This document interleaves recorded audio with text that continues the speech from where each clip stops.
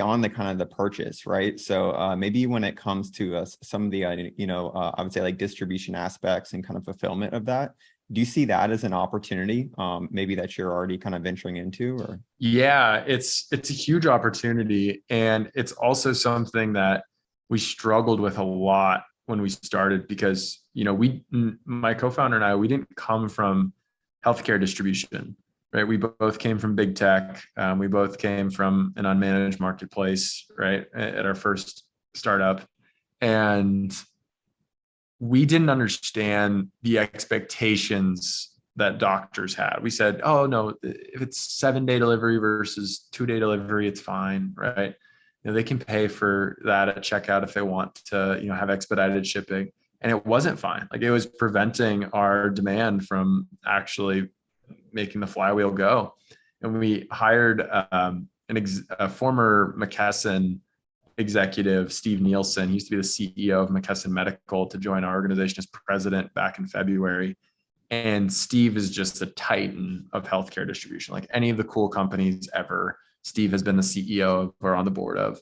And, he was retired and we got connected with him just through channels. And he said, the only thing that would make me come out of retirement is something that makes me fundamentally challenge everything I know is true.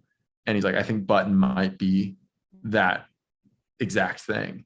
And so Steve opened up our eyes dramatically to what the customer expects out of us, in terms of how do they expect delivery to be handled, where should it be shipped to, simple things like when do they get called when the supplier drops it off at the hospital's front door, right? It doesn't go to the same set of packages that Amazon goes to or all these other distributors go to. What's the process like for fill rate and distribution? Who do we need to be talking to? Because, you need to access this contract versus that contract, and just gave us the lay of the land. And so we in short order, that was back in probably February, we've ramped dramatically and created a whole new organization with inside Bttn called Service Excellence that's just wholly focused on the level of distribution quality that we have. Because what we realized is the road is limitless as long as we can match what the current suppliers are doing. And technology makes it so we don't only have to match them, we can exceed it, right? We can have customer service that's baked in at checkout, right? We can have customer service in the form of, you don't have to call your sales rep to ask where your order is. You can just log on and see, in your tracking portal, you can see your previous shipments. You can request an invoice. You can request billing history. All of these awesome things that basic e-commerce technology allows for, that they've never had in this industry. And so as we start to think about the future of distribution, it's not only from the aspect of how can we improve the current qualities, but then you think about the classic, Amazon transition, right? From drop shipping to warehousing and, these amazingly built warehouses that are highly automated.